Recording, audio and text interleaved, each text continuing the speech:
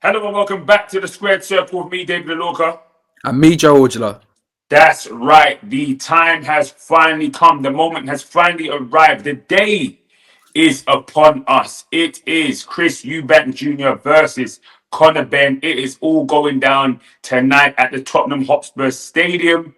This is almost 3 years in the making, and we have a fight on our hands. There was so much controversy surrounding Chris Eubank Jr.'s weight, which today, 8 a.m. this morning, he made weight classy in a Louis Vuitton jacket as well, showing that, you know what I'm saying, he's got this thing under control. Joe, first of all, talk to me about this weigh-in. Madness. So I believe yesterday, if you guys don't know, Chris Eubank Jr. missed weight by 0.05 of a pound, which I think is like 2 ounces or something, half an ounce, something madness like that. But he missed weight, and a lot of people were worried that he'd miss weight once again today with the rehydration clause, which the cap is at 170 pounds. Good news is Chris Eubank Jr. made it, 169.4 pounds, I believe he made. Conor Benn coming out around 165, really surprising. But look, cool. The fine was hefty, right or wrong. He signed a contract, but at least we got a fight. At least there's no more fines he has to pay. And now it's all up to Eubank what he needs to do in terms of rehydrating and getting up to the weight he wants to get up to. I think Eddie Hearn said he'll probably be up to around 175, 170 178 on the night. It looks like Conor Benn's going to be a good, hefty 170, 172 maybe. So, look, fight's on. I'm excited. And it's business now, David. It's business for these two fighters. It is indeed. Obviously, yesterday they had their ceremonial weigh-in, and we had the face-offs for all the fighters. But let's talk about the face-off between Conor Benn and Chris Eubank Jr. What did you take from that final look at each other? That this is real. This is Eubank Benn. This is legacy. You know, this is rivalry. This is reputation. This is the past, present, future in terms of how people will be remembered. You know, looked at in the future as well. So it is everything on everything, bro. I think it's real seriousness. It's everything now. And Conor Benn looks extremely confident.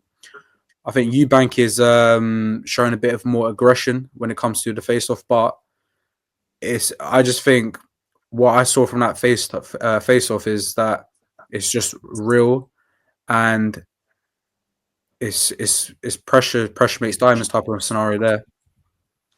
Without a shadow of a doubt. Let's go down the card, and obviously we saw all of these guys face off together as well. And talk to me about what that side of the weigh-in, of the ceremonial weigh-in, I should say, I gave to you as well. What do you mean? Say that again. Sorry, I didn't quite hear you. What you took from that side of the ceremonial weigh-in, the undercard. The undercard, I just think all the fighters on the undercard, they look ready, they look on it. I'm really excited for specifically the Chef Clark and Vidal Riley fight. Bit steamy with the Brandon Galantin one as well, but we know I think Brandon Galantin is trying to make a name for himself, so you think you're going to see a bit more smoke in us there. Leah Smith McKenna, intense as well, and Anthony Yard and Lynn Narfa is good. I think all fighters are in the same boat right now. It's game time now, and if you don't have that acknowledgement now, it will be worrying. Do you know what I mean? So I didn't take nothing too much from all of the face-offs that I haven't before, because I think that it's now it's time for just to show up, make sure you're coming into the ring healthy, and give the best performance that each fight can give. Right? What about you? Yeah, no, I'm glad I saw Brandon Glandon make that apology for what he said about CBS and brain damage. You know, I think it was very well needed, especially in this sport, especially when you have a weight drained, you know, Chris Eubank Jr. at the top of the bill. You know, making comments about things like brain damage is tough, basically. So I'm glad he came to his senses and apologized. I hope that softness in his apology doesn't come and translate into a softness during the fight, because that's one that, you know, I'm super looking forward to. So let's move to the main event, which is what everybody's here for. Talking about how you see this fight playing out. So ever since this fight has been announced, I've always felt Eubank would win, and it's the typical arguments that everyone else has been making. You know, the size, the IQ, you know, the weight, you know, the experience. However, after seeing the last few days, especially last yesterday, I am a bit. I suppose I'm a bit unsure now, to be honest, bro. I think there's a lack of confidence in my favoritism towards Eubank winning this fight, but at the same time, I'm not going to cop out. I'm still going to go with Eubank. And I was just thinking about this last night with Chris Eubank Jr. All the odds, or even the majority of the odds, are against him. The weight, and I know he signed a contract. I know he signed up for it. I understand that, but it's still an argument. The weight, um, the family backing, the size of the ring, the politics, you know, the even like spiritually, emotionally, physically, it's not looking like the world's being kind to Eubank and going towards his favor. It looks like everything's going towards Conor Benn's favor. You know, Conor Benn's hydrating, looks strong. You know, just looks seeing that fine, and also, you know, missing weight. Although he missed weight by a minuscule amount, it must be extremely embarrassing coming from where he said, "I'm a professional, I make weight," so on and so forth. So even like emotionally, spiritually inside him, he must feel um there's some negativity in there, right? And that just feeds into Conor Benn. Um, Nonetheless, I'm still going to go with Eubank. I think Eubank will win on a points decision. Um, but that's not me saying that Conor Benn can't win. Conor Benn can chin or I can knock him out any round. Yeah, it's still a tough fight to call, to be honest with you, because, like you said, the amount of external factors that are affecting Chris Eubank Jr., his family, his dad, the size of the ring, Billy Joe Saunders, the weight. Like, there's so many elements that are affecting him. Some of which, like I said, contractually he signed up to. Some of which they are affecting him physically, but he was prepared to accept that physical so-called disadvantage for the monetary difference, and he's being paid handsomely for this fight, for all of those things. So, you know, the woe unto me business, or the people that are like, oh, I feel so sorry for him. Well, I get it for the things where it comes where you know, the family things, and nobody wants to be in a situation where you are getting called out by your dad and so on and so forth. Nobody wants to be in that situation. But with regards to the weight, with regards to the size of the ring, like, we're pretending as if he's been bullied in this. He hasn't been bullied in it. He's been paid handsomely for, I'm sure, a ring size that he's fought in before, for a weight that he's fought in for the majority of his career, and the weight that he's made in the last 4 fights. So from that perspective, um, it's a tough one. But I am going to go with the young, ferocious Conor Benn. I'm going to go for you, Conor Benn, winning this fight by stoppage. I think the weight is not an advantage for Chris Eubank Jr. I think his days at 160 are over. I think I saw that in his last fight. The only hindrance and little thing that I have to question here is the fact that we haven't seen Conor Benn fighting for almost a year and a half.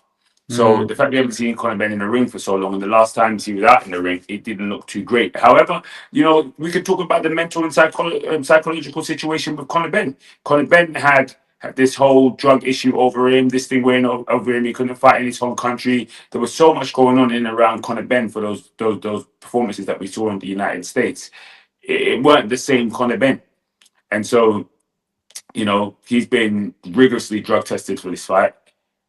He's back on home soil. He's got his dad in his corner. He's a young, hungry, ferocious lion in there. a destroyer, and I think he is going to rush the heck out of Chris Eubank within the first six to 8 rounds.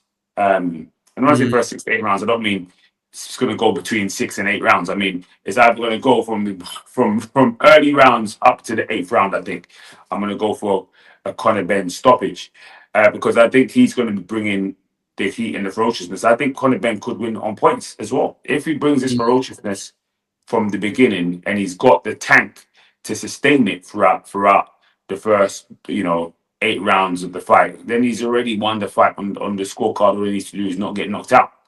In mm. all honesty, because Chris can't be fighting this fight in the back foot. The one thing that we know for sure is that Conor Benn is going to be coming forward, and so that's my prediction for the fight. Joe, anything else you want to add? No, I was literally just about to ask you, but I think you answered it. I was going to ask, do you think Chris Eubank Jr. will plant his feet, will hold his ground when Conor Benn's coming towards him, right? And you've answered there. He won't fight at the back foot. Look, I was watching a video last night, and basically it was like a bit of like a tactical analysis type of video, and Chris Eubank Jr. is really good at feinting a hook to the body and coming up top. And Conor Benn, when he moves backwards, he doesn't, move like laterally. When he fights on the back foot, he goes in straight lines. And if he goes in straight lines, that will favor Chris Eubank Jr. But the only worry I have there is that can Chris Eubank Jr. force Conor Benn on the back foot in terms of the energy, the ferociousness, and probably the ego, the bruteness from Conor Benn. So that's a big question as well. So it's a really interesting fight, and it's surprising because when this fight got announced for in the first place, had the likes of Simon Jordan saying no one wants to watch this fight. This fight is dead, but a lot of people like it's still 50-50. Like last night I was on TikTok live, bro, and I done a poll and it was a draw. Do you know what I mean? So there is a like a high level of speculation. It's gonna be a massive night, bro. I just think what will help Chris Eubank Jr. in this fight is something miraculous happening, and that magic is Chris Eubank Sr. walking out with him. Can you imagine if that happens and how much of a boost that would be for Chris Eubank Jr. Right now? I think Conor Benn, everything is favoring Conor Benn for this fight. So if Eubank somehow turns the tides and wins this fight, this might be one of the best victories in British boxing history. Not in terms of skill, before people jump on me. I know the skill was not the echelons of boxing, the high level boxing. I understand. But in terms of all of the odds put against Chris Eubank Jr. Now, I know some people will say, but Chris Eubank Jr. is the bigger guy. What about Conor Benn moving up 2 weight classes? Just the typical matchroom arguments, right? The way they've been spinning this, really. But you have to understand, Conor Benn has been fighting at 154 to 156 in his last 2 fights, right, in America, and he walks around 170 anyway, and he's going to be just above 170 on the night. Also, the last time he fought at 147 was 3 years ago. That's a long time for fighters grow out of weight divisions. As Chris Eubank Jr. is the perfect example, right? So everything, and I genuinely mean almost everything, apart from who comes out last, Eubank being the first name, is favoring Conor Benn. But guys, let us know in the comments, who do you think will win this? For final predictions, Eubank or Benn? Let us know. And David, I'll give you the closing words, brother. Oh, listen, you've been watching the Square Circle. I've been David Loka. And I've been Joe Orgida. We'll see you again after the fight. Peace out.